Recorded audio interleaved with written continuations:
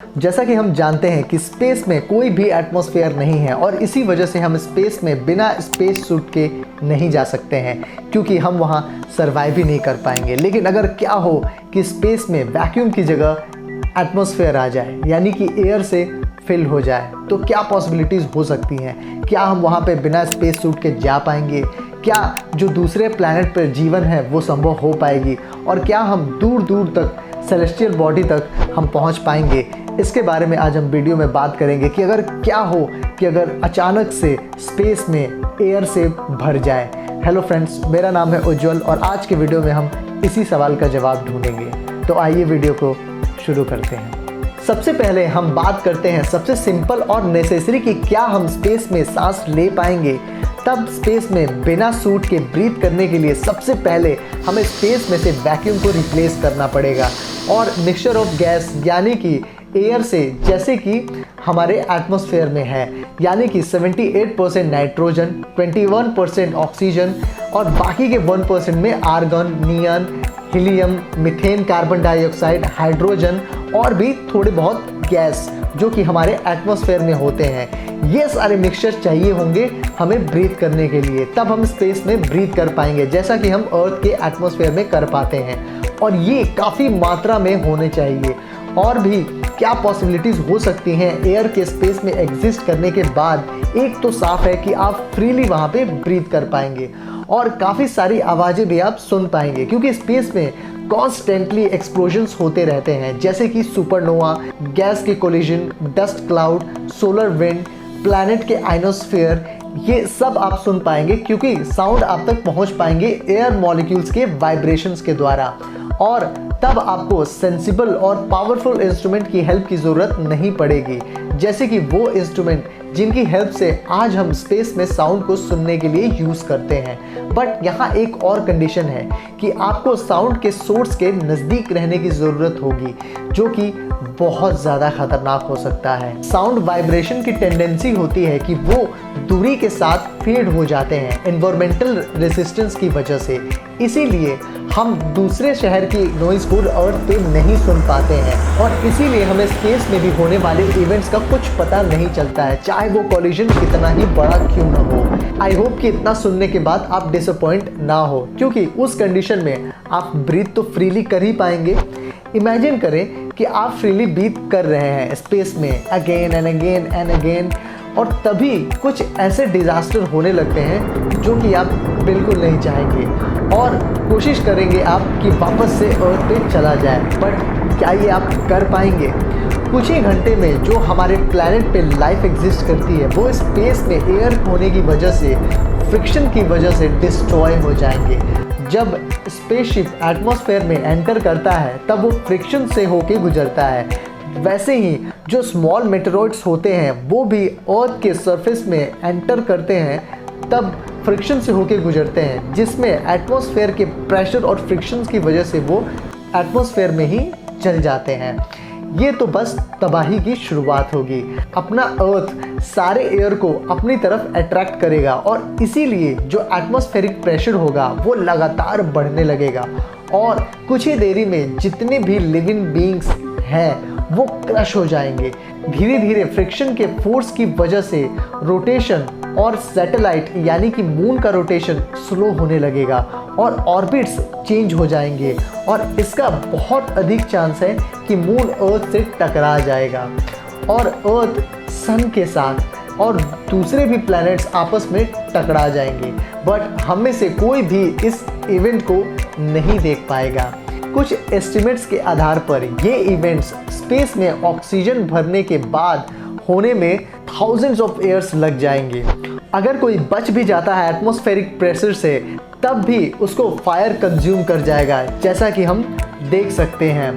और जैसे ही space air से भर जाएगा तब जो सनलाइट है वो अर्थ तक पहुंच ही नहीं पाएंगी।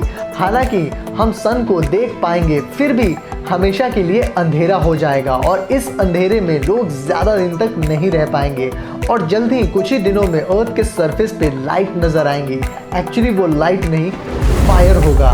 एटमॉस्फेरिक प्रेशर बढ़ने की वजह से टेम्परेचर बढ़ जाएगा और घंटे के अंदर अर्थ का सरफेस फायर से पूरा भर जाएगा और प्लैनेट जो लाइफ कंटेन करता था वो आग के गोले में तब्दील हो जाएगा और बाकी के भी जितने प्लैनेट्स हैं वो भी अनरिकग्नाइजेबल हो जाएंगे। For example gas giant planet Jupiter, Saturn और यूरेनस के ज़्यादा चांस हैं कि ये स्टार बन जाएं, क्योंकि इनमें ऐसे सब्सटेंस हैं स्पेशली जुपिटर और सैटर्न में जिसे इनका मास बढ़ जाए और जो बाकी के प्लैनेट्स हैं उनके ज़्यादा चांस है कि वो सन से टकरा जाए या फिर सन के ऊपर ही गिर जाए। और भी सारे बड़े बदलाव हो जाएंगे पूरे गैलेक्सी में। सबसे पहले तो स्पेस में वैक्यूम के बजाय एयर की वजह से मास इंक्रीज होने लग जाएगा।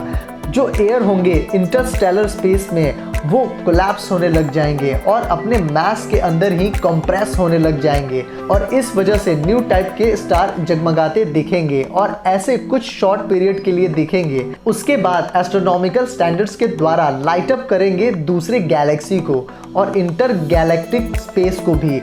ये इम्पॉसिबल है प्रिडिक्ट करना कि ये स्टार्स कैसे दिखेंगे, बट इनके कॉम्पोजिशंस में नाइट्रोजन और ऑक्सीजन मिल सकते हैं। रिसेंटली ब्राजीलियन एस्ट्रोनॉमर ने डिस्कवर किया है एक ऐसा स्ट्रेंज स्टार जो कि हमसे 1200 लाइट ईयर्स की दूरी पर स्थित है और ये एक वाइट ड्वार्फ है जिसका नाम है डॉक्स और इसके एटमॉस्फेयर में 99.9% ऑक्सीजन है। ये अपने आप में बहुत यूनिक है क्योंकि दूसरे वाइट ड्वार्फ स्टार्स के एटमॉस्फेयर में लाइट के एलिमेंट्स की प्रेजेंस होती है जैसे कि हाइड्रोजन और हीलियम।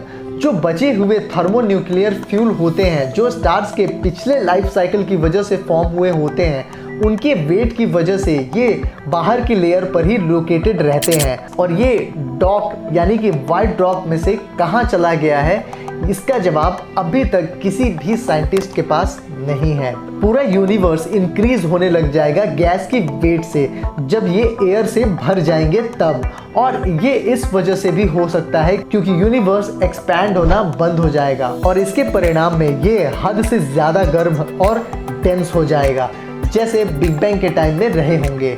देन ये श्रिंक होके एक पॉइंट में तब्दील हो जाएंगे जिसे हम सिंगुलैरिटी कहते हैं और ये जो मिक्सचर ऑफ गैस है वो ह्यूमन बीइंग के लिए बहुत ही वैल्यूबल और वाइटल है और पूरी तरीके से सक्षम है पूरे यूनिवर्स को नथिंग में कन्वर्ट करने के लिए। इस केस में एक अनदर सिनेरियो भी है। इस सिनेरियो में ऐसा कुछ भी नहीं होगा जैसा कि अभी तक हमने आपको बताया है। इसको इनडायरेक्टली कंफर्म करता है एक न्यू गैलेक्सी जिसको चाइनीज एस्ट्रोनॉमर्स ने डिस्कवर किया है। उन्होंने उस गैलेक्सी में ऑक्सीजन के मॉलिक्यूल्स फाइंड किए हैं जिसका नाम मार्केरियन 231 है जो उर्सा मेजर कॉन्स्टेलेशन में स्थित है जो कि 2,31,560 मिलियन लाइट ईयर्स की दूरी पर है। इस गैलेक्सी में एक्टिव स्टार्स फॉर्म होते रहते हैं। इसके एक अकेले रीजन में 100 सोलर मैसेस के स्टार्स फॉर्म हो रहे हैं हर साल। अगर हम अपने मिल्की वे से अगर हम इसको कंपेयर करें तो 1 से 2 सोलर मास के स्टार्स फॉर्म होते हैं हर साल। और इस पे ध्यान देने वाली ये बात है कि इस पे ऑक्सीजन के मॉलिक्यूल डिस्कवर किया गया है ओरियन नेबुला में, लेकिन मार्केरियन गैलेक्सी में इससे 100 टाइम्स ज़्यादा है। हालांकि यहाँ पर कुछ भी बर्न नहीं हो रहा है मार्केरियन 231 में और गैस कोई भी स्टार्स और ब्लैक होल फॉर्म नहीं कर रहे हैं, लेकिन इस रीजन में भी आप स्पेस सूट के बिना ब्रीथ नहीं कर सकते हैं क्योंकि यहाँ अर्थ के एटमॉस्फेयर के कंपैरिजन में 20% कम ऑक्सीजन है और नाइट्रोजन और दूसरे गैस भी नहीं है जिनकी हमें ज़रूरत होती है। लेकिन क्या पता कि हो सकता है कि आने वाले फ्यूचर में कोई ऐसी गैलेक्सी मिले जो कि हमारे एटमॉस्फेयर से उसका एटमॉस्फेयर बिल्कुल मैच खाता हो और हम उस जगह पे ब्रीथ कर पाए। लेकिन फ़िलहाल अभी ऐसी हमारे नज़दीकी कोई भी ऐसी गैलेक्सी नहीं है जहाँ पे हम ब्रीथ कर पाएंगे क्योंकि स्पेस जो है वो वैक्यूम है जैसा कि हम सब जानते हैं। और ये सिर्फ एक प्रेडिक्शन वीडियो है जिसमें मैंने बात की है कि क्या क्या चीज़ें हो सकती हैं। आई होप कि ये वीडियो आपको पसंद आई होगी। अगर इस वीडियो से आपको कुछ भी सीखने को मिला हो तो इस वीडियो को आप लाइक करें, शेयर करें और सब्सक्राइब करें और बेल आइकन ज़रूर दबाएं ताकि हमारे आने वाली जितनी भी वीडियो है वो सबसे पहले आपको विजिबल हो। और हम मिलते हैं किसी अगले वीडियो में। तब तक के लिए this is your Aakash signing out until we meet again.